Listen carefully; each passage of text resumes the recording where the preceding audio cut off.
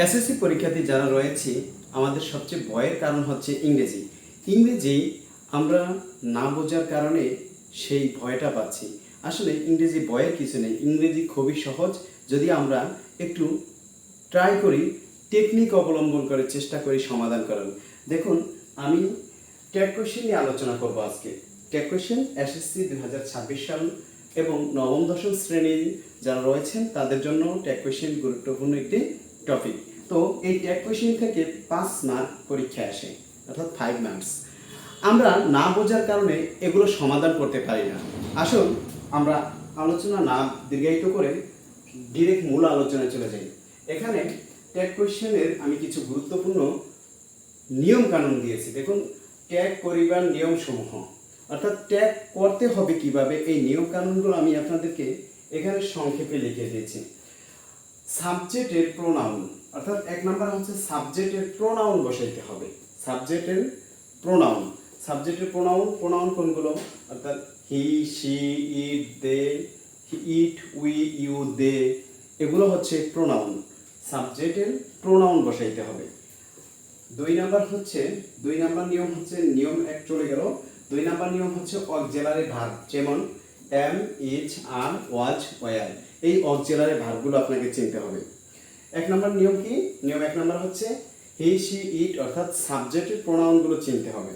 2 number নিয়ম হচ্ছে নিয়ম নাম্বার 2, 2 নাম্বার হচ্ছে কি করতে হবে?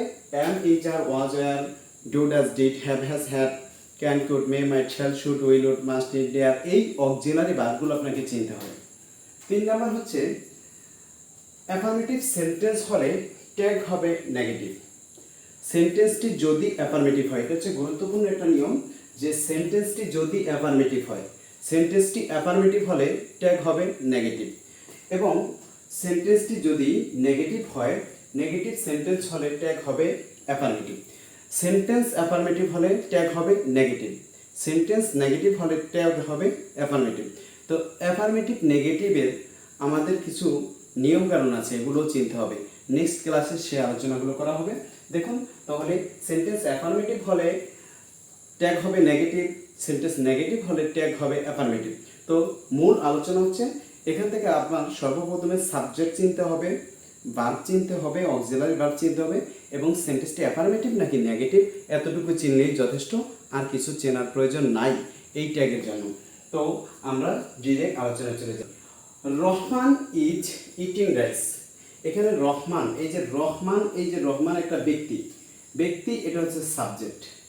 রহমান একজন ব্যক্তির নাম, অর্থাৎ রহমান একজন ব্যক্তি, উনি হচ্ছেন সাবজেক্ট। এবার দেখুন, এই যে ইজ আছে, ইজ এটা হচ্ছে অক্সিলারি ভার্ব, ইজ হচ্ছে অক্সিলারি ভার্ব। তাহলে রহমান ইজ ইটিং রাইস, আমার লাগবে শুধু কি সাবজেক্ট এবং ভার্ব, সাবজেক্ট এবং ভার্ব। তো এখানে দেখুন, এই যে ইজটা হচ্ছে অক্সিলারি ভার্ব। যেহেতু ইজ অক্সিলারি ভার্ব আছে, ট্যাগে সর্বপ্রথম অক্সিলারি ভার্বটা বসাবেন। তো ইজটা আপনি বসিয়ে দেন, ইজ বসিয়ে দিলেন। বসিয়ে দেওয়ার পর এখন সেন্টেন্সটি অ্যাফার্মেটিভ হলে নেগেটিভ করে দিবেন, নেগেটিভ হলে অ্যাফার্মেটিভ করে দিবেন। আরেকবার বলছি, সেন্টেন্সটি যদি অ্যাফার্মেটিভ হয় নেগেটিভ উত্তর, নেগেটিভ হলে অ্যাফার্মেটিভ উত্তর। এবার দেখুন, এই সেন্টেন্সটি কি নেগেটিভ কিনা আমরা কিভাবে চিনব সেন্টেন্সটি নেগেটিভ কিনা। দেখুন আছে কি, রহমান ইজ ইটিং রাইস। এখানে no, not, never, hardly, scarcely, few, little কোনোটাই নেই। No, not, never, hardly, scarcely, few, little কোনোটাই নেই, তার মানে সেন্টেন্সটি অ্যাফার্মেটিভ। তো এখানে যেহেতু অ্যাফার্মেটিভ, এখানে no, not, never, hardly, scarcely, few, little কোনোটাই নেই, এখানে একটি এন্টি যুক্ত করবেন, এটা নেগেটিভ হয়ে গেছে অটোমেটিকলি। এখানে যদি অ্যাফার্মেটিভ হয় আপনি এখানে একটা এন্টি যুক্ত করবেন, ইজেন্ট, তারপর রহমান ছেলের প্রোনাউন সবসময় হি হয়, অর্থাৎ পুরুষের প্রোনাউন হচ্ছে হি। রহমান যেহেতু ছেলে, এই রহমানকে ধরে আমি এখানে আনতে পারবো না, রহমানের প্রোনাউন বসাইতে হবে, অর্থাৎ নাউনের প্রোনাউন। রহমান ছেলের প্রোনাউন হচ্ছে হি, এটাই আনসার।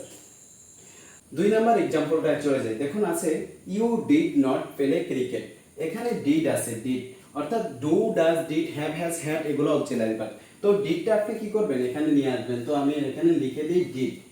ডিড নিয়ে আসলাম, ডিড অক্সিলারি ভার্ব, যেহেতু অক্সিলারি ভার্ব দিয়ে ট্যাগ করতে হবে, ট্যাগ অক্সিলারি ভার্বটা সেন্টেন্সের শুরুতে আনতে হবে, তো ডিড নিয়ে আসলাম। এখন এই যে no, not, never, hardly, scarcely, few, little এগুলো আছে কিনা দেখেন। এই যে নো, নট আছে, নট নাবোধক শব্দ, তাহলে আর এখানে এন্টি যুক্ত করবেন না। তো এটা নাবোধক, যেহেতু এটা হাবোধক হবে, অ্যাফার্মেটিভ হবে উত্তর, তো এখান থেকে অ্যান্টি যুক্ত করলাম না। ডিড, আমি ডিড অক্সিলারি ভার্বটা বসিয়ে দিয়েছি, আর ইউ এর ইউ, সাবজেক্ট ইউ এর ইউ। ইউ দেখুন আমার মূলত প্রোনাউন দিয়ে করতে হবে, যেহেতু ইউ একটি প্রোনাউন, তাহলে আর এটা চেঞ্জ করা লাগবে না। তাহলে ডিড ইউ হচ্ছে আমার দ্বিতীয়টার সঠিক আনসার।